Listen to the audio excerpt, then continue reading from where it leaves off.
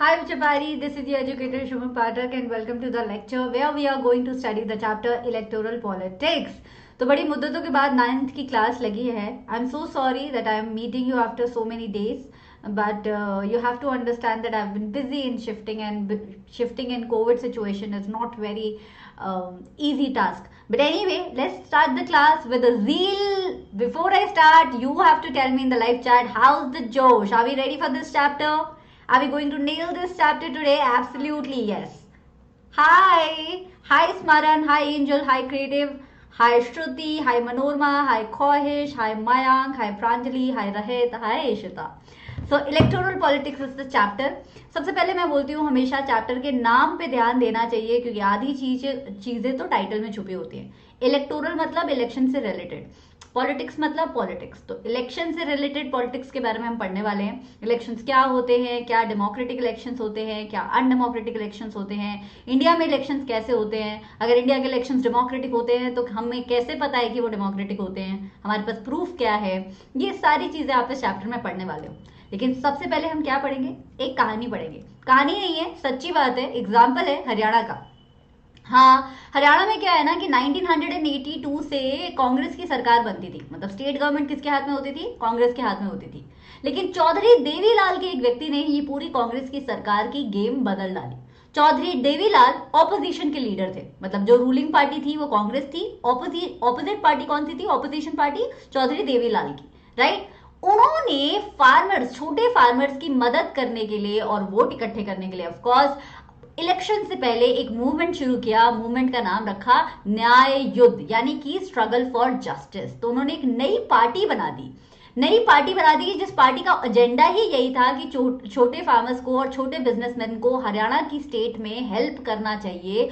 उनका लोन जो है, जो उनके सर पे कर्जा है जिसकी वजह से वो काम अच्छे से नहीं कर पाते हैं, वो कर्जा जो है माफ कर देना चाहिए. ठीक है. इतने बड़े बड़े वादे, इतने बड़े बड़े मुद्दे चौधरी देवीलाल ने इस पार्टी के अंडर उठाए. फिर क्या था, इलेक्शन हुए, अगले इलेक्शन हुए, स्टेट इलेक्शन हुए, विधानसभा इलेक्शन 1987 वाले. देवीलाल के प्रोमिसेस को जनता ने सराहा, जनता ने माना और जनता ने क्या किया कि इलेक्शन में देवीलाल को जिता दिया. देवीलाल जीत गए बच्चा. उसके बाद देवीलाल ने अपना वादा पूरा किया. जो भी लोन था छोटे फार्मर्स और छोटे बिजनेसमैन के सर पे, उन्होंने वो loan, existing loan, outstanding loan का मतलब जो एग्जिस्टिंग लोन, ये नहीं कि फ्यूचर के सारे लोन आपके माफ है, आपको लोन चुकाना ही नहीं है, जितना पैसा लेना है ले लो. जो एग्जिस्टिंग लोन थे वो छोटे फार्मर्स और छोटे बिजनेसमैन के सर से ले लिए. And once the election results were announce the sitting chief minister resign. Obviously क्योंकि नए इलेक्शंस हुए थे, नई पार्टी जीती थी, तो जो ऑलरेडी एग्जिस्टिंग चीफ मिनिस्टर थे उन्होंने रिजाइन किया और देवीलाल जी को बनाया गया वहां का नया चीफ मिनिस्टर. तो आपने देखा कैसे कैसे जनता की पावर से एक ऐसी पार्टी जो हरियाणा में रूल कर रही थी इतने सालों से, उस पार्टी को भी हराया जा सकता है. बिकॉज फाइनल पावर डेमोक्रेसी में किसके हाथ में है, जनता के हाथ में. The newly elected MLAs of Lokdal chose Devilal as their leader and the governor invited Devilal to be the new chief minister. He waived off the outstanding loan. तो सरकार किसकी बनी बच्चा, हरियाणा में सरकार बनी आपकी देवीलाल जी की. इसमें कोई डाउट आपको, any doubt in this?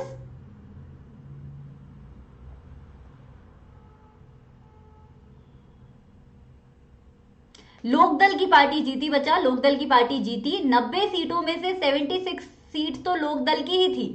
Collision की सरकार बनी थी, गठबंधन की सरकार बनी थी, लेकिन उसमें लोकदल एक लीडिंग पार्टी की तरह उभरा और लोकदल के ही नेता यानी कि देवीलाल जी को चीफ मिनिस्टर बनाया गया. ठीक है. सो ये हुई थी कहानी. Elections can lead to changes in the policy of the government. तो इस कहानी से हमें ये प्रेरणा मिलती है, ये मॉरल मिलता है कि इलेक्शंस वो ताकतवर चीज है डेमोक्रेसी में जिससे गवर्नमेंट की पॉलिसीज भी बदली जा सकती हैं और सरकारें भी बदली जा सकती हैं. भाई वही तो हुआ ना, हरियाणा में कांग्रेस की सरकार बदल गई देवीलाल के आते हुए. राइट. तो किसने दिए थे वोट, जनता ने दिए थे वोट. तो अगर जनता अनहैप्पी है इलेक्शन में, जनता एग्जिस्टिंग गवर्नमेंट के काम करने के तरीके से अनहैप्पी है, तो वो सरकार बदल सकती है, उसे सरकार बदलने का मौका मिलता है. क्योंकि एक अच्छी डेमोक्रेसी में इलेक्शन बार बार होते हैं, पीरियोडिक टाइम पे होते हैं और फ्री और फेयर तरीके से होते हैं. Party that backs the majority of the seats in the Lok Sabha or the state legislative assembly forms the government. कभी आपने सोचा है कि अभी जो हम बोलते हैं मोदी सरकार, उसे मोदी सरकार क्यों बोला जाता है? क्योंकि जो गठबंधन की सरकार अभी बनी हुई है सेंटर में, उसमें लीडिंग पार्टी है बीजेपी और बीजेपी के लीडर हैं नरेंद्र मोदी जी, तो इसीलिए वो बने हैं हमारे प्राइम मिनिस्टर। तो ऐसा ही सीन होता है बच्चा, चाहे सेंटर में इलेक्शंस हो चाहे स्टेट में इलेक्शंस हो, जिस पार्टी को मेजॉरिटी मिलती है, मेजॉरिटी का मतलब ज्यादा संख्या में वोट मिलते हैं, उस पार्टी के लीडर को बनाया जाता है या तो चीफ मिनिस्टर या देश का प्रधानमंत्री। सेंटर की सरकार है तो प्रधानमंत्री, स्टेट की सरकार है तो चीफ मिनिस्टर। चिंता मत करो, बहुत सारे आपके सवाल आ रहे होंगे कि विधानसभा क्या है, राज्यसभा क्या है, लोकसभा क्या है, चीफ मिनिस्टर कैसे डिसाइड होता है, गठबंधन की सरकार क्या होती है। इस चैप्टर में आपको ये सारे डाउट्स के आंसर मिलने वाले हैं। You will understand Indian democracy very thoroughly. Okay, लेकिन उससे पहले 100 सवालों का सबसे बड़ा सवाल, why do we need elections? क्या डेमोक्रेसी इलेक्शंस के बिना काम नहीं कर सकती? The answer to that is no, नहीं कर सकती, या बहुत गंदे तरीके से काम करेगी। डेमोक्रेसी में इलेक्शंस होना इसलिए जरूरी है क्योंकि हम अंधा विश्वास किसी भी लीडर पे नहीं कर सकते। देखो, जब भी मैं आपसे बोलूं ना कि do we need an apple for a healthy life, do we need protein for your healthy life, तो हमेशा आर्ग्यूमेंट जो है इस तरीके का होता है कि अगर प्रोटीन नहीं लोगे तो आपकी बॉडी में क्या चेंजेस आएंगे। सिमिलरली अगर आपके सामने क्वेश्चन पोज किया गया है कि इलेक्शन क्या हमें जरूरी है, तो ठीक है, सोच के देख लो, सोच के ऐसी डेमोक्रेसी देख लो जहां पे कोई इलेक्शंस नहीं होते। Let us try and imagine a democracy without election. क्या होगा ऐसी डेमोक्रेसी में? रूल ऑफ पीपल होगा, कोई इलेक्शन नहीं हो रहे, सारे लोग जाके पार्लियामेंट में बैठ जाएंगे, सारे लोग डिसीजन लेने की कोशिश करेंगे, पूरा पूरा दिन लड़ाई होती रहेगी, कोई लॉयर नहीं, कोई डॉक्टर नहीं, कोई इंजीनियर नहीं, क्योंकि सब तो जाके संसद में बैठे हुए हैं, राइट? ऐसे तो डेमोक्रेसी काम नहीं कर सकती। This is not possible. इतनी बड़ी कम्युनिटी, इतने सारे सिटीजन एक साथ जाके डिसीजन नहीं ले सकते, ना तो सबके पास टाइम है, ना सबके पास नॉलेज है। इसीलिए डेमोक्रेसीज में रिप्रेजेंटेटिव होना जरूरी है। रिप्रेजेंटेटिव का मतलब, जैसे क्लास के हर 50 बच्चे सारे के सारे मॉनिटर नहीं बन सकते, कोई एक मॉनिटर होना जरूरी है। हाँ, ये हो सकता है कि मॉनिटर हर महीने चेंज होते रहो, लेकिन एक मॉनिटर या 2 मॉनिटर ही सेंस बनाता है। सारे बच्चे मॉनिटर बन जाएंगे तो मॉनिटर का कॉन्सेप्ट ही खत्म, राइट?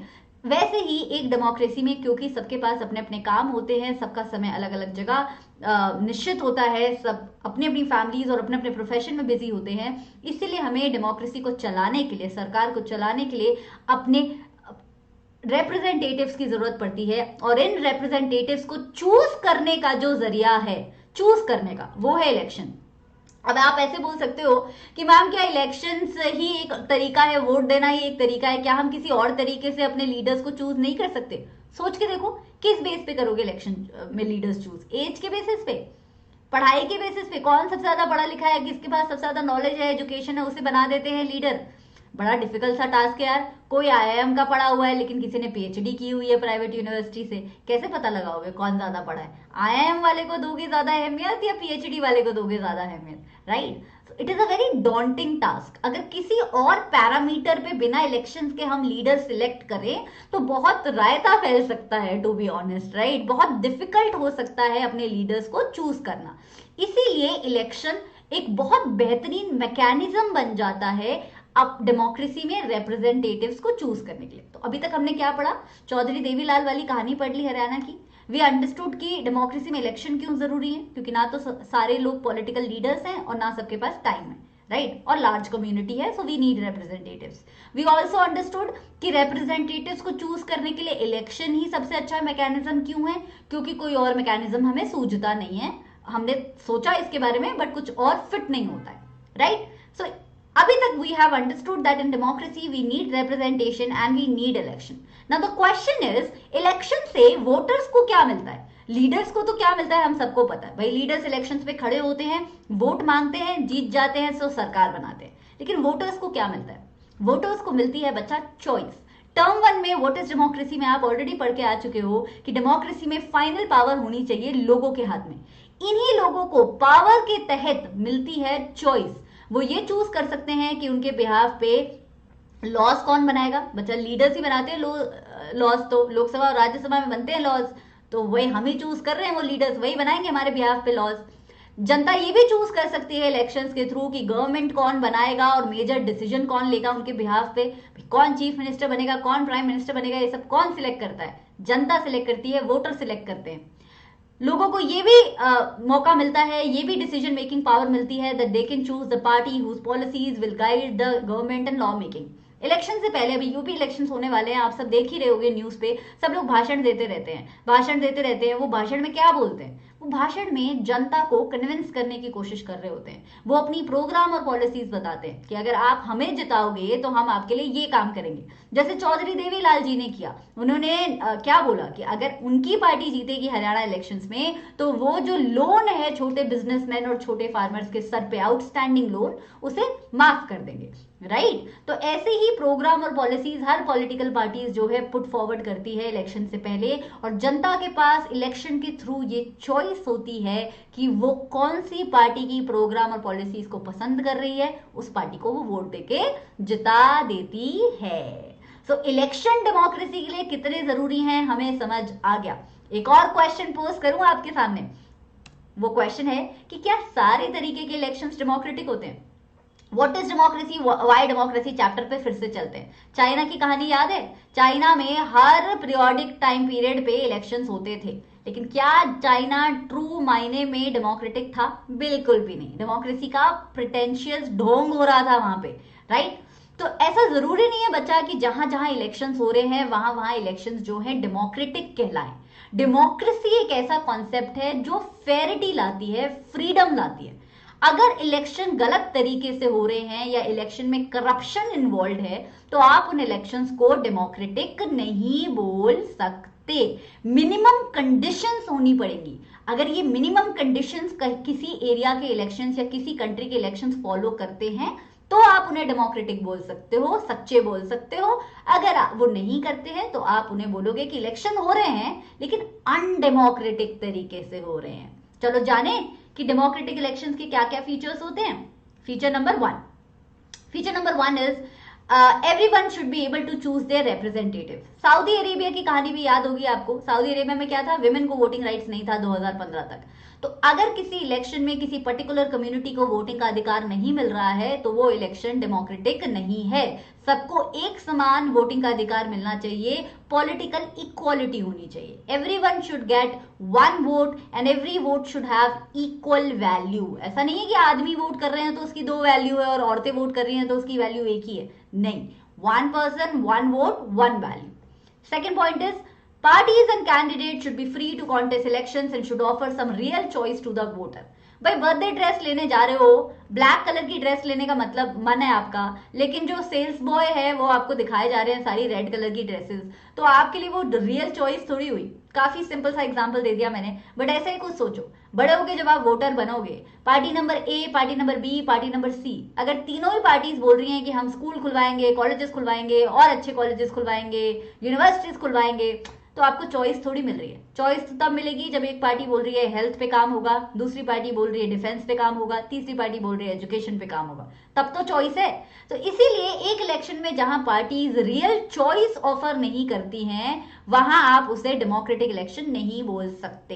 तो जहां एक ही पार्टी है, जैसे चाइनीज कम्युनिस्ट पार्टी चाइना में बार बार वही पार्टी जीते जा रही है, वो इलेक्शन डेमोक्रेटिक नहीं है। Third, there should be election should be regular interval. भाई एक बार हमने अपना लीडर चूज कर दिया, हमें पसंद था तब वो लीडर, हमें सच्चा लग रहा था वो लीडर, हमने चूज कर दिया, हमने सोचा हमारा नेता सबसे अच्छा है, ठीक है। बाद में नेताजी हो गए करप्ट, अब क्या करें? अब उन्हें कैसे हटाए पोजीशन से?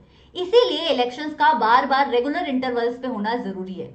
एक तो जनता को मौका मिलता रहता है लीडर बनने का, रिप्रेजेंटेटिव बनने का। दूसरा, अगर लीडर आपके लिए जो काम कर रहे थे वो आपको पसंद नहीं आया तो आपके हाथ में ये पावर रहती है कि अगले इलेक्शन में आप सरकार बदल सकते हो।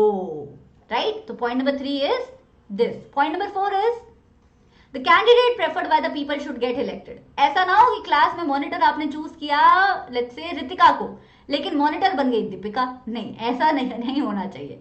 सिमिलरली डेमोक्रेसी में अगर आप लीडर चूज कर रहे हो किसी को लेकिन लीडर कोई और बन रहा है तो ये सरासर गलत है, अनडेमोक्रेटिक है। फिर इलेक्शंस का मतलब ही क्या हुआ ना? क्या मतलब हुआ? हम जिसे जिता रहे हैं वो जीतना चाहिए। That's what it means. Last point is election should be conducted in a free and fair manner. People should have the power to choose whoever they wish to. Free और फेयर मैनर में होना चाहिए। ऐसा नहीं कि जो polling booth है जहां पे इलेक्शंस होने वाले हैं, जहां पे वोटिंग होने वाली है, वहां पे आपने गुंडे भेज दिए, वहां पे आपने लोगों को करप्शन के तहत पैसे भेज दिए, डराया धमकाया कि हमें वोट नहीं किया तुम्हारी फैमिली को पिटवाएंगे। ये सारी अनफेयर प्रैक्टिसेस अगर किसी इलेक्शन में है तो they are undemocratic.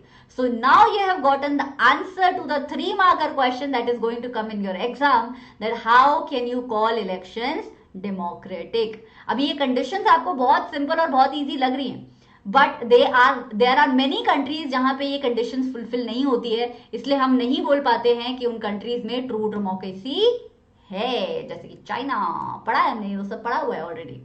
Is it good to have political competition?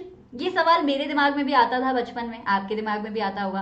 Ma'am चलो मान लिया डेमोक्रेसी अच्छी है, मान लिया डेमोक्रेसी में रिप्रेजेंटेशन होना जरूरी है, मान लिया इलेक्शंस होना भी जरूरी है, और ये भी समझ लिया कि इलेक्शंस डेमोक्रेटिक कैसे होते हैं. लेकिन आपको नहीं लगता कि मैम जब इलेक्शंस होते हैं तब बहुत ज्यादा फोकस किया जाता है आपस में छीटाकसी पे? कोई पार्टी का मेंबर किसी और पार्टी पे कुछ और आरोप लगा रहा होता है, फिर उस पार्टी का मेंबर उस पार्टी के मेंबर पे आरोप लगा रहा होता है. ये आरोप इतना चलता रहता है कि लोग एक्चुअली भूल जाते हैं कि उन्हें एट द एंड जनता का भला करना. यू आर एब्सोल्युटली राइट बच्चा. पॉलिटिकल कंपटीशन इतना सिंपल नहीं है, और पॉलिटिकल कंपटीशन कभी कभी एक अगली रूप भी ले लेता है. बट इसका मतलब ये नहीं है कि political competition at the end अच्छा नहीं. सी आई अंडरस्टैंड कि हमें लगता है कि इलेक्शंस जो है सिर्फ पॉलिटिकल कंपटीशन के लिए ही किए जाते हैं, और हमें लगता है कि इस कंपटीशन से कभी किसी का भला तो होता नहीं है. कितने लोग मारे जाते हैं, कितने लोग करप्ट हो जाते हैं, कितने लीडर्स की छवि खराब कर दी जाती है, ये सब कुछ होता है. At the constituency level, it takes the form of competition among several candidates. If there is no competition, elections will become pointless. ये है मेजर पॉइंट. लेकिन द पॉइंट इज बच्चा कि अगर ये कंपटीशन नहीं होगा तो इलेक्शन पॉइंटलेस हो जाएगा. आप खुद सोचो, अगर दुनिया में एक ही डॉक्टर होगा तो वो अच्छा काम करे या बुरा काम करे, सबको क्या लगेगा कि वो डॉक्टर तो अच्छे काम कर ही रही है, क्योंकि कोई है नहीं ना कंपेयर करने के लिए उनकी ग्रोथ को.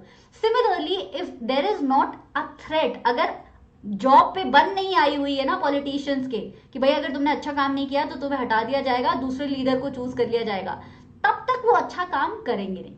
क्योंकि ये जो हम मान के चलते हैं ना कि सब लोग आंतरिक तरीके से मतलब जनता की सेवा करना चाहते हैं, ये ढोंग भी हो सकता है. आइडियली उन्हें जनता की सेवा करनी चाहिए, लेकिन हम कैसे मान ले कि हर लीडर सच्चे तरीके से जनता की सेवा करने वाला है या करने वाली है.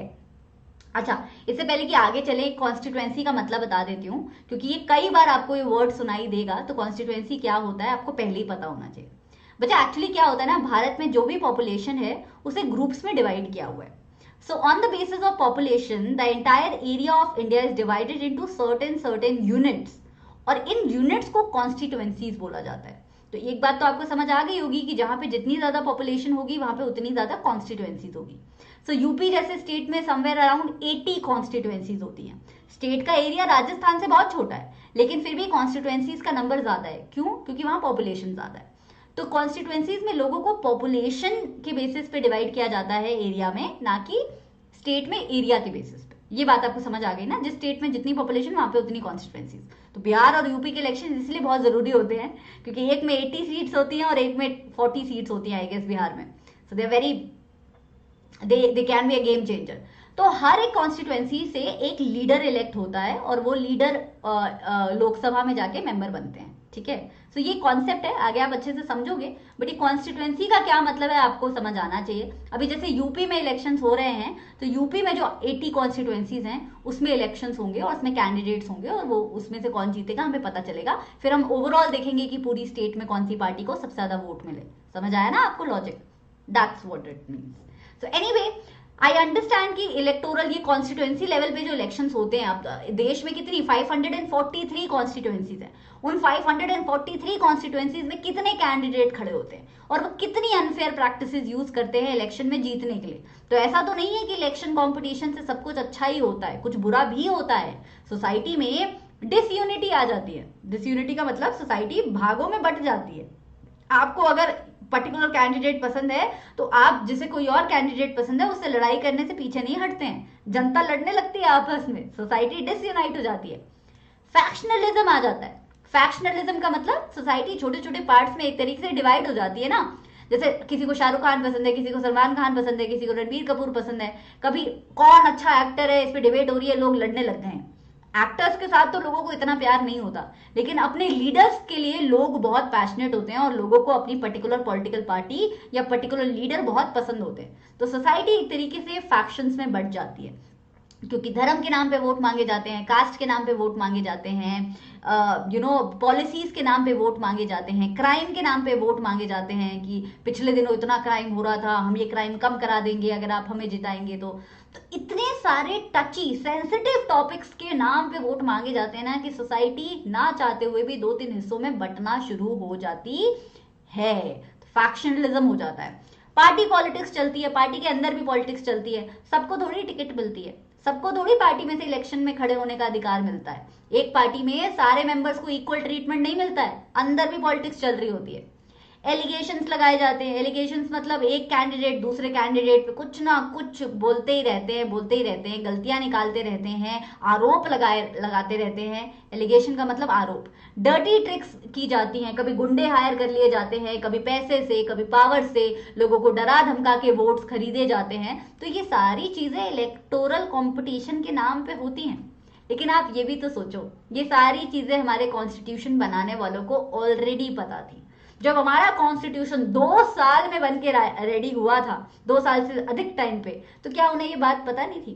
299 मेंबर्स थे हमारे कॉन्स्टिट्यूशन को बनाने के लिए, क्या उनमें से किसी को ये बात पता नहीं थी? एक्चुअली सबको ये बात पता थी। उन्हें पता था कि फ्री कंपटीशन होंगे तो इससे जो है कंपटीशन बढ़ेगा और हो सकता है कि कुछ चीजें गलत भी जाएं।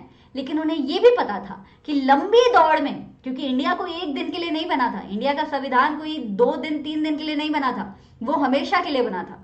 तो उन्हें यह भी पता था कि लंबी रेस में ये इलेक्टोरल कंपटीशन इंडिया के हित में ही रहेगा। It is going to benefit India in the long run. Why? Let me tell you.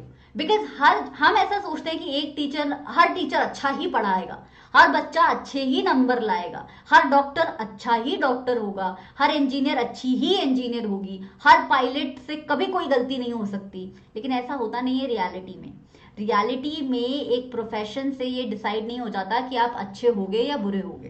तो एक्चुअली आइडियल डेमोक्रेसी में, पॉलिटिकल सिस्टम में लोगों का भला करना ही पॉलिटिकल लीडर्स का मोटिवेशन होना चाहिए कि भाई मैं बड़े होके नेता बनना चाहता हूँ या बनना चाहती हूँ क्योंकि मुझे देश का भला करना है।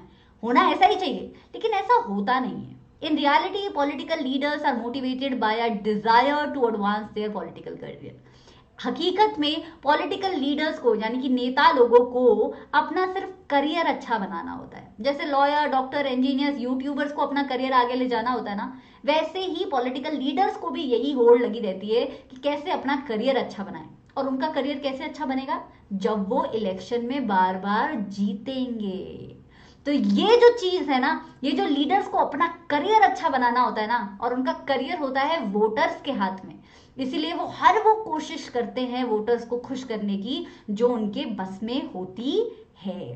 सो sometimes they may not know what is required to do so, or their ideas may not match what people really want. तो I understand that there would be leaders in our nation also जिन्हें पता ही नहीं है क्या करना है, जो पढ़े लिखे भी नहीं है शायद, या जो जनता को क्या चाहिए वो जानते भी नहीं है। बट अगर अब उन्हें अपना करियर बनाए रखना है तो फिर उन्हें सीखना पड़ेगा कि जनता को क्या पसंद है। To try and improve the knowledge and character of political leaders, to set up a system where political leaders are rewarded for serving the people and punished for not doing so. इसीलिए हमारे constitution framers ने, हमारी constituent assembly ने, हमारा संविधान ही ऐसा बनाया था कि हमारे कंट्री में इलेक्टोरल कंपटीशन जबरदस्त तरीके से हो, ताकि किसके हाथ में रहे डंडी, छड़ी किसके हाथ में रहे? जनता के हाथ में रहे। तो हमारे हाथ में कैरेट भी है और हमारे हाथ में स्टिक भी है। इसे बोलते हैं कैरेट एंड स्टिक मॉडल। जब कोई लीडर अच्छा काम करता है तो हम कैरेट दे देते हैं, जब कोई लीडर बुरा काम करता है तो हम छड़ी से मार भी लगाते हैं। कैसे? उसे इलेक्शन में अगली बार हरवा के, उसकी पार्टी को इलेक्शन में ना जीतने दे के, right? So the simple answer is with the people. Electoral competition जितना होना है होने दो. Electoral competition is good for India in the longer run because the final decision making power is in the hands of जनता. और जनता सब देख रही है कौन झूठ बोल रहा है, कौन गलत बोल रहा है, कौन सच बोल रहा है, कौन कितना ज्यादा सच बोल रहा है, सब जनता देख रही है. और इसीलिए पॉलिटिकल लीडर्स को काम करना ही पड़ता है. आपने कभी ये भी नोटिस किया होगा कि इलेक्शन आने से जस्ट पहले आपके शहर में सड़कें बननी शुरू हो जाती हैं. पूरे 5 साल काम नहीं भी किया है ना तो लास्ट के आखिरी के साल में सड़कें बनना शुरू हो जाती हैं. क्यों? क्योंकि उन्हें पता होता है इलेक्शन आने वाले हैं, जनता भूलेगी नहीं कि उसके लिए कोई काम नहीं किया गया था. तो लोग जो है, लीडर्स जो है, काम करने लग जाते हैं. So if the leader fails to satisfy the voters with their work, they will not be able to win again. तो बेशक सेल्फिश होते हैं देश के सारे लीडर या दुनिया के सारे लीडर, लेकिन फिर भी उन्हें जनता को खुश रखना पड़ता है. और इसी में हमारी भलाई है. हमें खुश रखो. Because government is what? Government is basically a service provider to the people. हमें एक सर्विस मिल रही है, हमारे देश को चलाने की सर्विस कर रहे हैं गवर्नमेंट के जितने भी लीडर्स या मिनिस्टर्स हैं. एक ये फोटो है आपके बुक में, तो मैंने सोचा ये फोटो आपको पढ़ा दूं. ये कार्टून बहुत इंटरेस्टिंग है. इस कार्टून में अगर आप देखोगे बच्चा, यहां पे आपको दिखेगा कि एक लीडर है और ये वोटर है.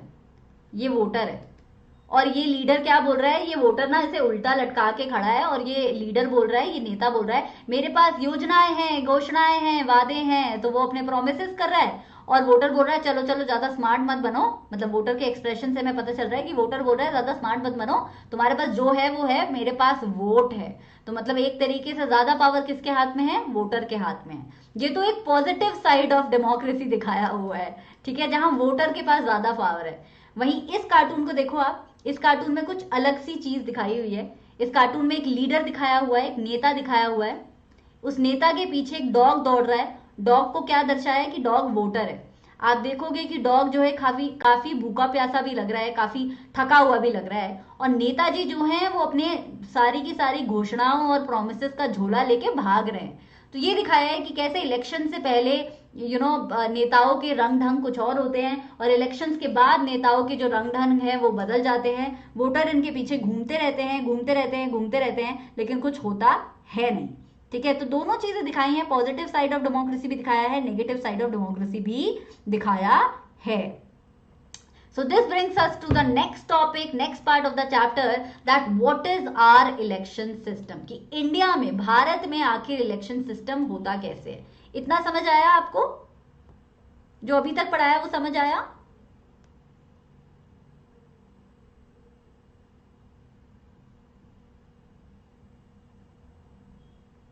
हाँ जी. नेक्स्ट क्लाइमेट ये बच्चा. Ma'am I am from sector 81 Faridabad, please give a shout out, god bless you. Okay, Lok Sabha and Vidhan Sabha. अच्छा, इससे पहले कि आगे जाऊं, मुझे लगता है ना कि आपको ये पूरा सिखाई देना चाहिए. एनसीईआरटी में इस तरीके से दिया नहीं है, मैं आपको समझा देती हूँ. ऐसा नहीं है कि इस पर डायरेक्ट क्वेश्चन आएगा बच्चा, लेकिन आपकी जिंदगी भर की जो कंफ्यूजन है कि विधानसभा क्या है, लोकसभा क्या है, राज्यसभा क्या है, and I kid you not, कितने सारे अडल्ट लोग हैं जिन्हें नहीं पता होता राज्यसभा और विधानसभा के बीच का डिफरेंस. तो don't be like them, we will be smarter than them and we will learn कि हमारी डेमोक्रेसी एक्चुअली चलती कैसे. तो let me tell you, Indian democracy में क्या होता है.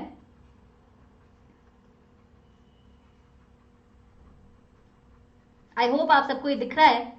इसके नोट्स बनाने हैं तो आप नोट्स भी बना सकते हो, वैसे तो आपको डिस्क्रिप्शन बॉक्स में मिली जाएगी पीडीएफ फ्री में, है ना. इंडियन डेमोक्रेसी में फेडरल स्ट्रक्चर है. फेडरल स्ट्रक्चर का मतलब डिवीजन ऑफ पावर है. तो सेंटर में अलग सरकार है और सारी स्टेट्स में अलग सरकार है.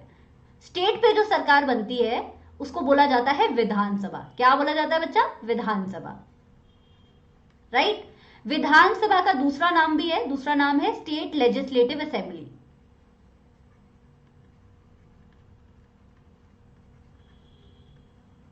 तो जैसे हरियाणा की विधानसभा है तो बोलोगे हरियाणा विधानसभा, यूपी विधानसभा, मेघालय विधानसभा, इस तरीके से ना. दूसरी तरफ सेंटर पे आपके पास दो घर होते हैं, एक होता है लोकसभा, एक होता है राज्यसभा. राज्यसभा को बोला जाता है अपर हाउस, लोकसभा को बोला जाता है लोअर हाउस. वो सब छोड़ो, लोअर हाउस अपर हाउस. पर अभी आप ध्यान दो कि राज्यसभा और लोकसभा सेंटर में है और स्टेट में विधानसभा है. लोकसभा और राज्यसभा के मेंबर्स को क्या बोला जाता है बच्चा? Members are known as MP, MP मतलब मेंबर ऑफ पार्लियामेंट, क्योंकि पार्लियामेंट में हो ना आप। राज्यसभा और लोकसभा कहां आता है? पार्लियामेंट में आता है। दूसरी तरफ विधानसभा के मेंबर्स को आप क्या बोलते हो बच्चा? विधानसभा के मेंबर्स को आप बोलते हो मेंबर्स ऑफ लेजिस्लेटिव असेंबली, यानी कि एमएलए।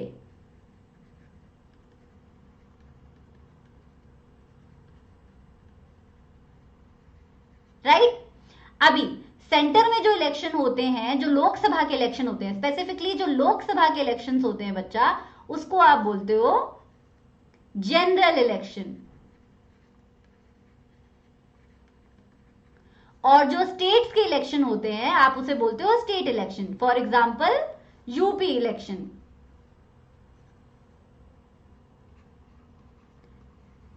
तो अभी कौन से इलेक्शन चल रहे हैं? यूपी में। जो स्टेट के इलेक्शन है वो हर 5 साल पे होते हैं, 5 ईयर्स पे होते हैं।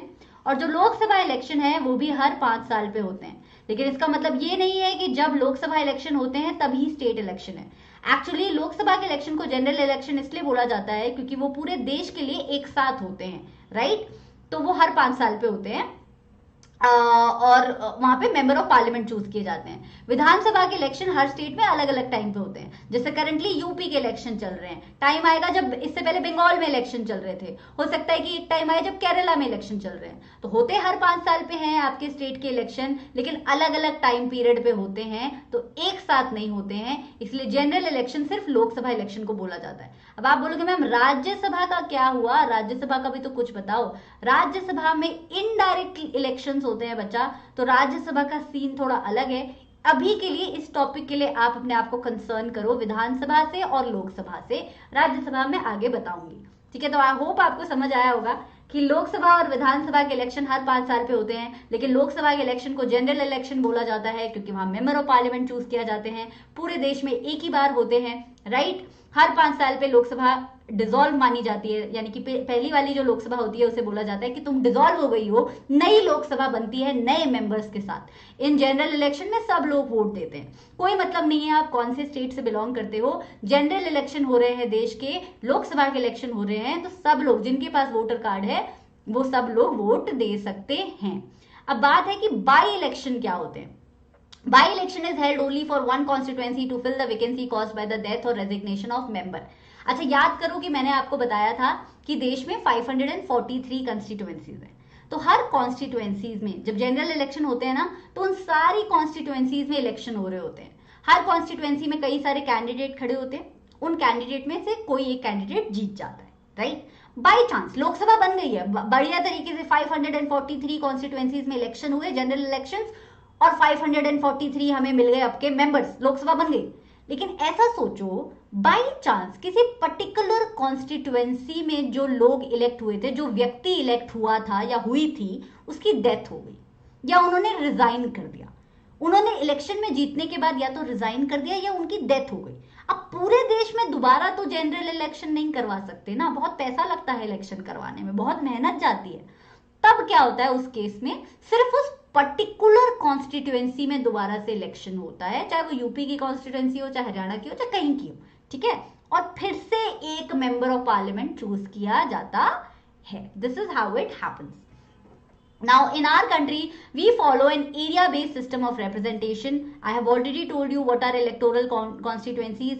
हर वोटर जो है एक पर्टिकुलर कॉन्स्टिट्यूएंसी में से एक लीडर को चूज करके मेंबर ऑफ पार्लियामेंट बनाते हैं। नेशनल लेवल पे लोकसभा इलेक्शंस होते हैं, देश में जितनी कॉन्स्टिट्यूएंसीज हैं उतने ही वहां पे लीडर चूज किए जाते हैं, 543। एक्चुअली में हमारा संविधान कहता है कि लोकसभा में अपर लिमिट 545 है, तो 543 ऑलरेडी है। बाई चांस हमने कभी नंबर ऑफ कॉन्स्टिट्यूएंसीज बढ़ाई, क्योंकि पॉपुलेशन तो देखो देश की बढ़ती जा रही है, नंबर ऑफ कॉन्स्टिट्यूएंसीज बढ़ाई और 545 से नंबर ऊपर गया, तो फिर हमें कॉन्स्टिट्यूशन में अमेंडमेंट करनी पड़ेगी। देखो अभी ये भी समझ आ गया। Right? So anyway, national election आपके कॉन्स्टिट्यूएंसी वाले होते हैं, लोकसभा इलेक्शन, जनरल इलेक्शन हर 5 साल पे होते हैं। सब कुछ आपको समझ आ ही गया होगा। इसी इलेक्शंस में आप प्राइम मिनिस्टर भी डिसाइड होता है, जनरल इलेक्शन में ही प्राइम मिनिस्टर डिसाइड होते हैं। ठीक है? स्टेट इलेक्शंस में चीफ मिनिस्टर डिसाइड होते हैं और कौन एमएलए बनेगा वो डिसाइड होता है। तो स्टेट के जो इलेक्शन हैं वो अलग अलग टाइम पे होते हैं, पीरियोडिक टाइम पे होते हैं, हर 5 साल पे, लेकिन अलग अलग टाइम पे होते हैं। सबसे इजी एग्जांपल है, न्यूज चैनल खोलो, यूपी इलेक्शंस को फॉलो कर लो, आपको कोई कंफ्यूजन नहीं होगी, स्टेट के सारे इलेक्शन समझ आ जाएंगे। ठीक है, एमएलए बनते हो आप जीतने के बाद, member of legislative assembly. Each parliamentary constituency has with in it several assembly constituencies. समझ आया इसका मतलब? यानी कि यहाँ जो आपको देश की कॉन्स्टिट्यूएंसीज दिख रही हैं, जो जनरल इलेक्शंस के लिए हैं, लोकसभा इलेक्शंस के लिए हैं, इस मान लो ये एक कॉन्स्टिट्यूएंसी है, इसके अंदर भी छोटी छोटी कॉन्स्टिट्यूएंसीज होती हैं। वो क्या करती हैं? वो आपका स्टेट इलेक्शन में पार्ट लेती हैं, लेकिन जनरल इलेक्शन में एक ही बड़ी कॉन्स्टिट्यूएंसी पार्ट लेगी। ठीक है, इस तरीके से होता है देश का इलेक्शन का सिस्टम। अब बोलोगे मैम लोकल लेवल पे क्या होता है, विलेज लेवल पे, पंचायती राज वगैरह भी तो बताओ। बिल्कुल, लोकल लेवल पे भी होता है। हमारे पास फेडरल सिस्टम है जो आप क्लास 10th में अच्छे से पढ़ोगे। सेंटर पे अलग सरकार है, स्टेट पे अलग सरकार है, हर स्टेट में अलग, और लोकल लेवल यानी कि गांव में और शहरों में अलग सरकारें हैं। तो विलेज लेवल पे क्या होता है, हर गांव को छोटे छोटे वार्ड्स में या छोटी छोटी कॉन्स्टिट्यूएंसीज में डिवाइड कर दिया जाता है। हर वार्ड से एक पर्टिकुलर मेंबर जो है इलेक्ट होता है, चाहे वो गांव हो चाहे वो शहर हो। अर्बन शहरों में क्या होता है, म्युनिसिपैलिटी या म्युनिसिपल कॉर्पोरेशन का कॉन्सेप्ट होता है। बड़ा शहर है तो म्युनिसिपल कॉर्पोरेशन बनेगा, जैसे बॉम्बे जैसा शहर है तो। अगर छोटा शहर है तो म्युनिसिपैलिटी बन जाएगी, है ना। बड़ा शहर है तो मेयर होगा, वो म्युनिसिपल कॉर्पोरेशन में बनते हैं। छोटा शहर है तो चेयरपर्सन ऑफ म्युनिसिपैलिटी हो जाएगा। ये सब क्लास 10 में पढ़ोगे। विलेज लेवल पे क्या होता है, सरपंच बनते हैं, पंचायत बनती है ना। सो हर विलेज को भी छोटी छोटी कॉन्स्टिट्यूएंसीज में आप डिवाइड करते हो। उन कॉन्स्टिट्यूएंसीज को कभी कभी सीट भी बोल दिया जाता है। हर सीट से एक पर्टिकुलर रिप्रेजेंटेटिव विलेज में भी इलेक्ट होते हैं। सो हमारा कहने का मतलब ये है कि हमारे जो इलेक्शंस हैं वो फ्री और फेयर और फ्री चॉइस देते हैं वोटर्स को, हर लेवल पे, सेंटर, स्टेट और लोकल, तीनों लेवल पे वोटर्स को मिलती है अच्छी खासी choice. Cool. Next, reserved constituencies. ये तो आपको पता ही होगा that there is political reservation in our country. Political reservation for who? Political reservation for the oppressed section of the society. For example, scheduled caste. For example, scheduled tribe. For example, OBC section of the society. Right? Local level पे औरतों को भी है reservation, state और centre पे औरतों को reservation नहीं है, लेकिन एससीज, एसटीज और ओबीसीज को रिजर्वेशन, पॉलिटिकल रिजर्वेशन सब जगह है, सेंटर, स्टेट, लोकल सब जगह है। राइट? तो इसका क्या मतलब है, कॉन्स्टिट्यूएंसी में रिजर्वेशन का क्या मतलब है, समझो। देश में कितनी कॉन्स्टिट्यूएंसीज? 543। उसमें से ऐसा बोला जाता है कि कुछ पर्टिकुलर कॉन्स्टिट्यूएंसी से हमेशा एससी, एसटी लीडर ही बनने चाहिए। तो हम क्या करते हैं, वो पर्टिकुलर कॉन्स्टिट्यूएंसी रिजर्व कर देते हैं एक पर्टिकुलर कास्ट ग्रुप के लिए, एक particular section of the society के लिए। ऐसा हम क्यों करते हैं? क्योंकि हम चाहते हैं कि हमारी डेमोक्रेसी में जितने अपर कास्ट हिंदूज दिख रहे हैं या फिर अपर कास्ट मुस्लिम्स दिख रहे हैं, उतने ही लोअर कास्ट कम्युनिटी को बिलोंग करने वाले लोग भी दिखे। So to make sure that there is good amount of representation from the SC, ST and OBC category, we do political reservation. तो लोकसभा इलेक्शन में 84 सीट्स जो है हम रिजर्वेशन देते हैं एससीज को और 47 देते हैं एसटीज को। This is according to 26 January 2019। Obviously ये बदल भी सकता है, इट डिपेंड्स कि एससीज और एसटीज की पॉपुलेशन कितनी बढ़ती है और उन्हें कितना ज्यादा रिप्रेजेंटेशन चाहिए, या बड़े होके समझोगे। But anyway, number is in proportion for their share in the total population. This system of reservation was extended later to other weaker section. Originally सिर्फ एससीज और एसटीज को मिलता था रिजर्वेशन। आप ऑलरेडी क्लास 9th में पढ़ चुके हो कि सेकंड बैकवर्ड क्लास कमीशन के बाद क्या हुआ, ओबीसीज को भी रिजर्वेशन एक्सटेंड किया गया in centre and state and local government, both, all of them. और लोकल गवर्नमेंट, अर्बन बॉडी और local bodies, rural local bodies में, विलेज लेवल पे हम औरतों को भी 1/3 रिजर्वेशन देते हैं। Please remember this point because it can come in your exam that women को रिजर्वेशन पॉलिटिकली कहां पे मिलता है, तो सिर्फ लोकल लेवल पे मिलता है। Cool. Okay, so this was it. I hope you understood today's class very well. कोई भी डाउट है तो आप मुझसे पूछ लो। जाते जाते एक काम करती हूँ कि मैं फिर से आपको अच्छे से एक्सप्लेन कर देती हूँ इंडिया की डेमोक्रेसी वाला सिस्टम। ठीक है, इंडिया की डेमोक्रेसी, सेंटर और स्टेट। सेंटर में लोकसभा, राज्यसभा, स्टेट में विधानसभा, विधानसभा का दूसरा नाम स्टेट लेजिस्लेटिव असेंबली। सेंटर और स्टेट में कौन बैठते हैं? Member of parliament. स्टेट में कौन बैठता है? Member of legislative assembly. Centre के इलेक्शन कितने साल पे होते हैं? 5 साल पे होते हैं। नाम क्या होता है? लोकसभा इलेक्शन या फिर जनरल इलेक्शन। विधानसभा में इलेक्शन होते हैं तो उसे क्या बोलते हो? UP election, Haryana election, Kerala election, right. कितने साल पे होते हैं? 5 साल पे होते हैं। क्या सारी स्टेट में एक साथ होते हैं इलेक्शन? नहीं, अलग अलग टाइम पे होते हैं। लेकिन क्या सारे देश के लिए एक साथ होते हैं लोकसभा इलेक्शन? बिल्कुल, एक बार में होते हैं। ठीक है। और कितनी कॉन्स्टिट्यूएंसीज है टोटल पूरे देश में? 543। तो कितने मेंबर ऑफ पार्लियामेंट हमारे पास? 540 थे। हर कॉन्स्टिट्यूएंसी से एक लीडर। कुछ कॉन्स्टिट्यूएंसी रिजर्व रखी जाती है, किसके लिए? ओबीसीज, एससीज, एसटीज। ठीक है। So this is the whole concept. If there is still any confusion, you can reach me out in the comment section anytime that you want. इस चैप्टर का सेकंड लेक्चर बहुत जल्दी आ जाएगा, 2 दिन में आ जाएगा। उसका भी लिंक मैं डिस्क्रिप्शन बॉक्स में डाल दूंगी। या आपने चैनल को सब्सक्राइब कर रखा है तो आपको ऑलरेडी नोटिफिकेशन आ जाएगा। अगर अभी भी नहीं किया है तो प्लीज कर लीजिए। All you have to do is, video के नीचे आपको एक रेड कलर का बटन दिख रहा होगा जिसपे सब्सक्राइब लिखा है और एक बेल आइकॉन भी होगा। अगर आप उसे प्रेस कर दोगे तो जब भी आपकी क्लास 9th की क्लास होती है, यूट्यूब आपको फोन पे नोटिफाई कर देगा एक मैसेज के थ्रू कि आपकी क्लास हो रही है। ठीक है। So don't forget to do that. I see you next time. Any doubt? Thank you Nidhi, thank you. Please bring climate. Absolutely. Climate आ रहा है नेक्स्ट, इस चैप्टर के बाद climate. Thank you. Take care. Let me just upload the PDF. You can take it from the description box.